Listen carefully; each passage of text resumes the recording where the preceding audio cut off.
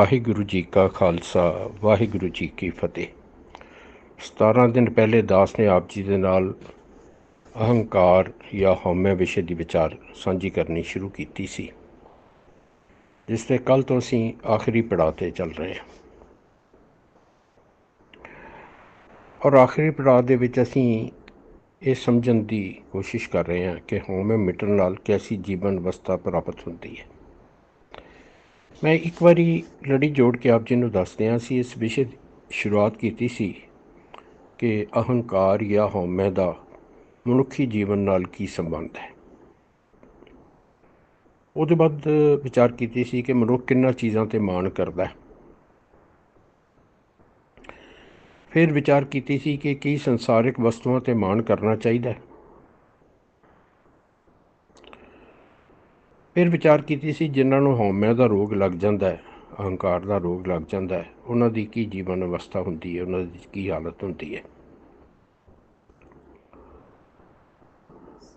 ਉਹਦੇ ਬਾਅਦ ਅਸੀਂ ਇਹ ਵਿਚਾਰਿਆ ਸੀ ਕਿ ਕੀ ਅਕਾਲ ਪੁਰਖ ਨਾਲ ਸਾਂਝ ਪੈ ਸਕਦੀ ਹੈ। ਜਿਹੜਾ ਅਹੰਕਾਰੀ ਵਿਅਕਤੀ ਹੈ, ਹਉਮੈ ਵਾਲਾ ਵਿਅਕਤੀ ਹੈ, ਕੀ ਅਕਾਲ ਪੁਰਖ ਦੇ ਦਰ 'ਤੇ ਪ੍ਰਵਾਨ ਹੋ ਸਕਦਾ, ਉਹਦੀ ਅਕਾਲ ਪੁਰਖ ਨਾਲ ਸਾਂਝ ਪੈ ਸਕਦੀ ਹੈ।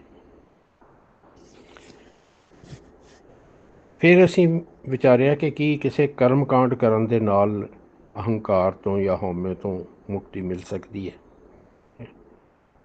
ਇਹ ਤੋਂ ਛੁਟਕਾਰਾ ਪਾ ਸਕਦੇ ਹਾਂ। ਹੁਣ ਪਿਛਲੇ ਭਾਗ ਦੇ ਵਿੱਚ ਅਸੀਂ ਵਿਚਾਰਿਆ ਸੀ ਕਿ ਫਿਰ ਜੇ ਕਿਸੇ ਕਰਮ ਕਾਂਡ ਨਾਲ ਮੁਕਤੀ ਨਹੀਂ ਮਿਲਦੀ ਤੇ ਇਹ ਅਹੰਕਾਰ ਜਾਂ ਹਉਮੈ ਦਾ ਰੋਗ ਜਿਹੜਾ ਤੋਂ ਮੁਕਤੀ ਕਿਵੇਂ ਮਿਲਦੀ ਹੈ। ਕਿਉਂਕਿ ਅਸੀਂ ਪਹਿਲਾਂ ਇਹ ਵਿਚਾਰਿਆ ਜਿਨ੍ਹਾਂ ਨੂੰ ਹਉਮੈ ਦਾ ਰੋਗ ਲੱਗ ਜਾਂਦਾ ਹੈ ਉਹਨਾਂ ਦੀ ਕੀ ਅਵਸਥਾ ਹੁੰਦੀ ਹੈ। ਇਸੇ ਕਰਕੇ ਸਮਾਪਤੀ ਤੋਂ ਪਹਿਲਾਂ ਇਹ ਵੀ ਵਿਚਾਰ ਰਹੇ ਹਾਂ ਕਿ ਹਉਮੈ ਮਿਟਣ ਨਾਲ ਮਿਟਦੇ ਸਾਡੇ ਜੀਵਨ 'ਚੋਂ ਅਤੇ ਕੈਸੀ ਜੀਵਨ ਅਵਸਥਾ ਪ੍ਰਾਪਤ ਹੁੰਦੀ ਹੈ। ਦੋਨਾਂ ਦਾ ਕੰਪੈਰੀਜ਼ਨ ਕਰਨਾ ਬੜਾ ਜ਼ਰੂਰੀ ਹੈ, ਸਮਝਣਾ ਬੜਾ ਜ਼ਰੂਰੀ ਹੈ, ਨਹੀਂ ਤਾਂ ਗੱਲ ਅਧੂਰੀ ਰਹਿ ਜਾਏਗੀ। ਇਹ ਤਾਂ ਅਸੀਂ ਸਮਝ ਲਿਆ ਕਿ ਹਉਮੈ ਲੱਗੀ ਹੋਈ ਹੈ ਅਤੇ ਫਿਰ ਕੀ ਅਵਸਥਾ ਹੁੰਦੀ ਹੈ, ਕਿਹੋ ਜਿਹਾ ਜੀਵਨ ਹੁੰਦਾ ਹੈ। ਇਹ ਵੀ ਤਾਂ ਸਮਝਣਾ ਪਏਗਾ ਕਿ ਜੇ ਉਸ ਤੋਂ ਮੁਕਤੀ ਮਿਲ ਜਾਏ ਤਾਂ ਫਿਰ ਕਿਹੋ ਜਿਹੇ ਜੀਵਨ ਦੇ ਅਸੀਂ ਭਾਗੀ ਬਣ ਜਾਂਦੇ ਹਾਂ। ਅੱਜ ਵੀ ਮੈਂ ਆਪ ਜੀ ਦੇ ਨਾਲ ਦੋ ਪ੍ਰਮਾਣ ਸਾਂਝੇ ਕਰਨੇ ਨੇ।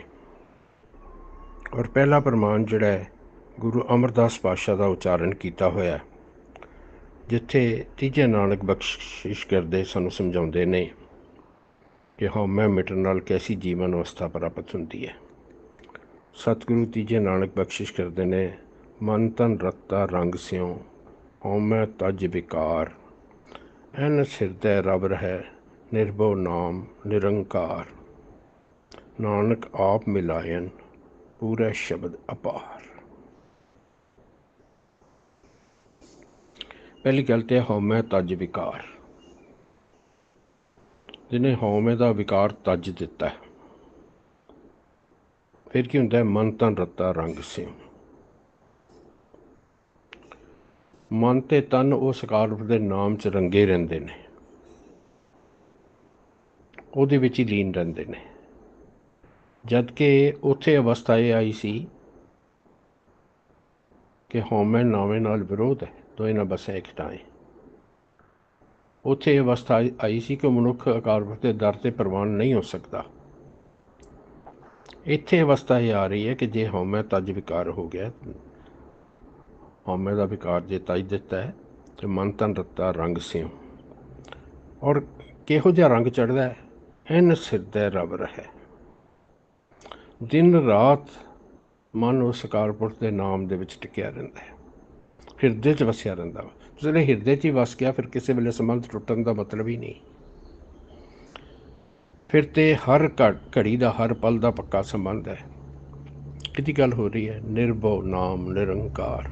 ਉਹ ਅਕਾਲ ਪੁਰਖ ਵਾਹਿਗੁਰੂ ਜਿਹੜਾ ਨਿਰਭਉ ਹੈ, ਜਿਹਦਾ ਨਾਮ ਨਿਰੰਕਾਰ ਹੈ, ਜਿਹਦਾ ਕੋਈ ਆਕਾਰ ਨਹੀਂ, ਕੋਈ ਰੂਪ ਨਹੀਂ, ਰੂਪ ਨਾ ਰੇਖ ਨਾ ਰੰਗ ਕਿਛ, ਤ੍ਰਿਹ ਗੁਣ ਤੇ ਪ੍ਰਭ ਭਿੰਨ, ਉਹਦੀ ਗੱਲ ਹੋ ਰਹੀ ਹੈ। ਕਿਸੇ ਫੋਟੋ ਦੀ, ਕਿਸੇ ਮੂਰਤੀ ਦੀ ਗੱਲ ਨਹੀਂ ਹੋ ਰਹੀ।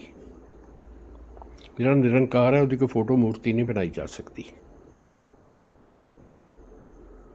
ਹਾਂ, ਅਸੀਂ ਆਪਣੀ ਅਗਿਆਨਤਾ ਕਰਕੇ ਘਰ ਕੋਈ ਫੋਟੋ ਬਣਾ ਕੇ ਲਾਈਆਂ ਹੋਣ, ਕੋਈ ਮੂਰਤੀਆਂ ਰੱਖੀਆਂ ਹੋਣ, ਜੋ ਸਾਡੀ ਮੂਰਖਤਾ ਹੈ। ਲੇਕਿਨ ਇੱਥੇ ਗੱਲ ਹੋ ਰਹੀ ਹੈ ਜਿਹੜਾ ਨਿਰੰਕਾਰ ਹੈ ਉਹਦੀ। ਨਾਨਕ ਆਪ ਮਿਲਾਇਨ ਪੂਰਾ ਸ਼ਬਦ ਅਪਾਰ। ਗੁਰੂ ਦੇ ਪੂਰੇ ਸ਼ਬਦ ਦੇ ਵਿੱਚ ਜਿਸ ਵੇਲੇ ਚਿੱਤ ਜੋੜ ਲੈਂਦੇ ਹਾਂ ਤਾਂ ਉਸ ਅਕਾਲ ਪੁਰਖ ਦੀ ਬਖਸ਼ਿਸ਼ ਦੇ ਪਾਤਰ ਬਣ ਜਾਂਦੇ ਹਾਂ। ਉਹ ਆਪ ਸਾਨੂੰ ਅਕਾਲ ਪੁਰਖ ਨਾਲ ਮਿਲਾ ਲੈਂਦਾ ਹੈ, ਆਪਣੇ ਆਪ ਨਾਲ ਮਿਲਾ ਲੈਂਦਾ ਹੈ, ਆਪਣੇ ਚਰਨਾਂ 'ਚ ਜੋੜ ਲੈਂਦਾ ਹੈ। ਇਹ ਅਵਸਥਾ ਪ੍ਰਾਪਤ ਹੁੰਦੀ ਹੈ। ਅੱਜ ਦਾ ਦੂਸਰਾ ਪ੍ਰਮਾਣ ਗੁਰੂ ਅਰਜਨ ਸਾਹਿਬ ਦਾ ਉਚਾਰਨ ਕੀਤਾ ਹੋਇਆ, ਜਿੱਥੇ ਪੰਜਵੇਂ ਨਾਨਕ ਬਖਸ਼ਿਸ਼ ਕਰਦੇ ਸਾਨੂੰ ਸਮਝਾਉਂਦੇ ਨੇ ਕਿ ਮੈਨੂੰ ਕਿਹੋ ਜਿਹੀ ਜੀਵਨ ਅਵਸਥਾ ਪ੍ਰਾਪਤ ਹੋ ਗਈ ਜਿਸ ਵੇਲੇ ਅਹੰਕਾਰ ਹਉਮੈ ਤਿਆਗ ਦਿੱਤਾ। ਸਾਨੂੰ ਸਮਝਾ ਰਹੇ ਨੇ ਕਿਹੋ ਜਿਹੀ ਜੀਵਨ ਅਵਸਥਾ ਪ੍ਰਾਪਤ ਹੁੰਦੀ। ਅਬ ਮੈਂ ਸੁਖ ਪਾਇਓ ਗੁਰ ਆਗਿਆ, ਤਜੀ ਸਿਆਣਪ ਚਿੰਤ ਵਿਸਾਰੀ, ਅੰਗ ਛੋੜਿਆ ਹੈ ਤਿਆਗਿਆ। ਰੋਗ ਦੁੱਖ ਦਾ ਕਾਰਨ ਹੁੰਦਾ ਹੈ। ਰੋਗੀ ਵਿਅਕਤੀ ਸਦਾ ਦੁਖੀ ਰਹਿੰਦਾ ਹੈ ਔਰ ਹਉਮੈ ਦੀਰਘ ਰੋਗ ਹੈ। ਅਸੀਂ ਵਿਚਾਰ ਚੁੱਕੇ ਹਾਂ। ਆਪਣੇ ਆਪ ਸੰਕਾਰੀ ਵਿਅਕਤੀ ਜੋ ਮਰਜ਼ੀ ਸਮਝਦਾ ਹੋਵੇ ਲੇਕਿਨ ਸੁੱਖ ਨਹੀਂ ਪਾਉਂਦਾ, ਦੁਖੀ ਹੋ ਰਹਿੰਦਾ ਸਦਾ, ਕਿਉਂਕਿ ਰੋਗ ਤੋਂ ਸੁੱਖ ਤਾਂ ਪ੍ਰਾਪਤ ਹੋ ਹੀ ਨਹੀਂ ਸਕਦਾ। ਰੋਗ ਤੋਂ ਮੁਕਤੀ ਸੁੱਖ ਦਾ ਸਾਧਨ ਹੈ। ਇਸ ਕਰਕੇ ਕੀ ਅਵਸਥਾ ਪ੍ਰਾਪਤ ਹੋ ਜਾਂਦੀ, ਅਬ ਮੈਂ ਸੁਖ ਪਾਇਓ ਗੁਰ ਆਗਿਆ। ਇਸ ਲਈ ਗੁਰੂ ਦੀ ਆਗਿਆ ਦੇ ਵਿੱਚ, ਗੁਰੂ ਦੇ ਹੁਕਮ ਦੇ ਵਿੱਚ ਆਪਣੇ ਜੀਵਨ ਨੂੰ ਲੈ ਆਂਦਾ ਤੇ ਸੁੱਖ ਹੀ ਸੁੱਖ ਹੋ ਗਿਆ। ਅਸੀਂ ਇਹ ਭਾਗ ਪਿਛਲਾ ਵਿਚਾਰਿਆ ਨਾ ਕਿ ਹੰਕਾਰ ਜਾਂ ਹਉਮੈ ਤੋਂ ਛੁਟਕਾਰਾ ਤਾਂ ਮਿਲਣਾ ਜੇ ਗੁਰੂ ਦੇ ਹੁਕਮ 'ਚ ਆ ਗਏ, ਗੁਰੂ ਦੀ ਆਗਿਆ 'ਚ ਆ ਗਏ, ਗੁਰੂ ਦੀ ਸਿੱਖਿਆ 'ਚ ਆ ਗਏ, ਗੁਰੂ ਦਾ ਉਪਦੇਸ਼ ਲੈ ਲਿਆ, ਗੁਰੂ ਦਾ ਉਪਦੇਸ਼ ਲੈ ਕੇ ਉਹਨੂੰ ਜੀਵਨ 'ਚ ਧਾਰਨ ਕਰ ਲਿਆ, ਅਪਣਾ ਲਿਆ। ਉਸੇ ਅਵਸਥਾ ਦੀ ਗੱਲ ਕਰ ਰਹੇ ਨੇ ਸਤਿਗੁਰੂ ਜੀ। ਮੈਂ ਸੁਖ ਪਾਇਓ ਗੁਰ ਆਗਿਆ। ਹੁਣ ਮੈਂ ਆਪਣੀਆਂ ਚਤੁਰਾਈਆਂ, ਆਪਣੀਆਂ ਸਿਆਣਪਾਂ ਸਾਰੀਆਂ ਛੱਡ ਦਿੱਤੀਆਂ ਨੇ, ਕਿਉਂਕਿ ਮੈਂ ਗੁਰੂ ਦੇ ਹੁਕਮ 'ਚ ਆ ਗਿਆ। ਸਾਰੀਆਂ ਚਿੰਤਾਵਾਂ ਮੇਰੀਆਂ ਖਤਮ ਹੋ ਗਈਆਂ ਨੇ। ਤਜੀ ਸਿਆਣਪ ਚਿੰਤ ਵਿਸਾਰੀ, ਸਾਰੀ ਆਪਣੀ ਸਿਆਣਪ ਛੱਡ ਦਿੱਤੀ, ਚਤੁਰਾਈ ਛੱਡ ਦਿੱਤੀ, ਤਜੀ ਸਿਆਣਪ। ਨਤੀਜਾ ਕੀ ਹੈ ਕਿ ਚਿੰਤ ਵਿਸਾਰੀ, ਚਿੰਤਾਵਾਂ ਖਤਮ ਹੀ ਹੋ ਗਈਆਂ। ਉਹ ਯਾਦ ਹੀ ਨਹੀਂ ਕੋਈ ਚਿੰਤਾ ਹੁੰਦੀਆਂ ਸੀ। ਮੈਨੂੰ ਪਤਾ ਲੱਗ ਗਿਆ, ਸਮਝ ਲੱਗ ਗਈ, ਜੀਵਨ ਦੇ ਵਿੱਚ ਸਭ ਕੁਝ ਉਸ ਅਕਾਲ ਪੁਰਖ ਦੇ ਪਾਲਣੇ 'ਚ, ਉਹਦੀ ਰਜ਼ਾ 'ਚ ਵਾਪਰ ਰਿਹਾ, ਉਹਦੇ ਹੁਕਮ 'ਚ ਵਾਪਰ ਰਿਹਾ।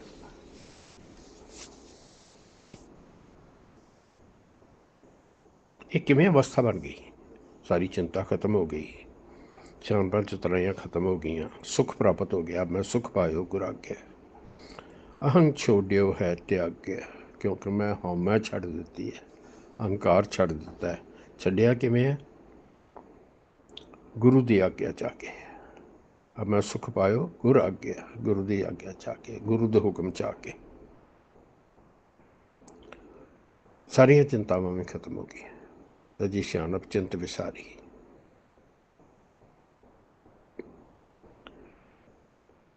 ਵਾਹਿਗੁਰੂ ਮਿਹਰ ਕਰੇ, ਸਾਡੇ ਉੱਤੇ ਵੀ ਐਸੀ ਬਖਸ਼ਿਸ਼ ਕਰੇ, ਸਾਨੂੰ ਵੀ ਐਸੀ ਜੀਵਨ ਅਵਸਥਾ ਪ੍ਰਾਪਤ ਹੋ ਜਾਏ। ਸਾਡੇ ਅੰਦਰ ਜਿਹੜੀਆਂ ਹਉਮੈ ਦੇ ਕੜੀਆਂ ਨੇ, ਗੁਰੂ ਦੇ ਸ਼ਬਦ ਨਾਲ, ਗੁਰੂ ਦੀ ਸਿੱਖਿਆ ਨਾਲ, ਗੁਰੂ ਦੇ ਉਪਦੇਸ਼ ਨਾਲ ਇਹਨਾਂ ਤੋਂ ਖਲਾਸੀ ਹੋ ਜਾਏ, ਇਹਨਾਂ ਤੋਂ ਮੁਕਤ ਹੋ ਜਾਈਏ ਤੇ ਜੀਵਨ ਦੀ ਐਸੀ ਅਵਸਥਾ ਪ੍ਰਾਪਤ ਕਰ ਸਕੀਏ ਜਿੱਥੇ ਐਨਸ ਹਿਰਦੈ ਰਵ ਰਹਿ ਨਿਰਭਉ ਨਾਮ ਨਿਰੰਕਾਰ। ਜਿੱਥੇ ਹਰ ਵੇਲੇ ਹਿਰਦੇ ਦੇ ਵਿੱਚ ਉਸ ਅਕਾਲ ਪੁਰਖ ਵਾਹਿਗੁਰੂ ਦਾ ਵਾਸਾ ਰਵੇ। ਉਹ ਅਕਾਲ ਪੁਰਖ ਵਾਹਿਗੁਰੂ ਜਿਹੜਾ ਨਿਰਭਉ ਹੈ, ਨਾਮ ਰੂਪ ਹੋ ਕੇ ਵਿਚਰ ਰਿਹਾ, ਨਿਰੰਕਾਰ ਹੈ, ਆਕਾਰ ਰਹਿਤ ਹੈ।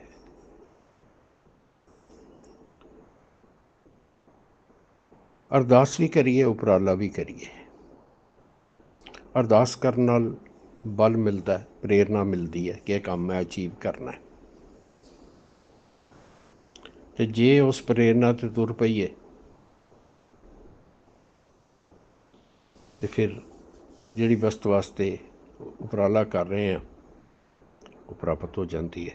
ਅਸੀਂ ਵੀ ਇਸ ਦੇ ਵਾਸਤੇ ਉਪਰਾਲਾ ਕਰੀਏ ਕਿ ਸਾਡੀ ਵੀ ਜੀਵਨ ਅਵਸਥਾ ਐਸੀ ਬਣ ਜਾਏ ਕਿ ਅਕਾਲ ਪੁਰਖ ਨਾਲ ਸਦਾ ਪੱਕੀ ਸਾਂਝ ਪਈ ਰਹੇ। ਇਸ ਦੇ ਨਾਲ ਹੀ ਵਿਸ਼ੇ ਦੀ ਸਮਾਪਤੀ ਹੈ ਜੀ। ਪੂਰਾ ਵਿਸ਼ਾ ਵਿਚਾਰਦਿਆਂ ਬਹੁਤ ਸਾਰੀਆਂ ਗਲਤੀਆਂ ਭੁੱਲਾਂ ਹੋ ਜਾਂਦੀਆਂ ਨੇ। ਸਤਿਗੁਰੂ ਦਾ ਫੈਸਲਾ ਭੁੱਲਣ ਅੰਦਰ ਸਭ ਕੋ ਅਭੁੱਲ ਗੁਰੂ ਕਰਤਾਰ। ਅਸੀਂ ਸਾਰੇ ਭੁੱਲਣਹਾਰ ਹਾਂ। ਦਾਸ ਤਾਂ ਭੁੱਲਾਂ ਦੀ ਗੰਢ ਚੁੱਕੀ ਫਿਰਦਾ। ਦਾਸ ਦੀਆਂ ਭੁੱਲਾਂ ਬਖਸ਼ਦੇ ਨਹੀਂ ਆ। ਜੋ ਗੁਰੂ ਦੀ ਗੱਲ ਹੈ, ਗੁਰੂ ਦੀ ਬਾਣੀ ਦੀ ਗੱਲ ਹੈ, ਉਹਨੂੰ ਪੱਲੇ ਬੰਨ੍ਹ ਲੈਣਾ। ਭੁੱਲਾਂ ਮੇਰੀ ਝੋਲੀ 'ਚ ਪਾ ਦੇਣੀਆਂ। ਗੁਰਬਾਣੀ ਦੀ ਸਿੱਖਿਆ ਆਪਣੇ ਹਿਰਦੇ 'ਚ ਵਸਾ ਲੈਣਾ। ਵਾਹਿਗੁਰੂ ਜੀ ਕਾ ਖਾਲਸਾ, ਵਾਹਿਗੁਰੂ ਜੀ ਕੀ ਫਤਿਹ।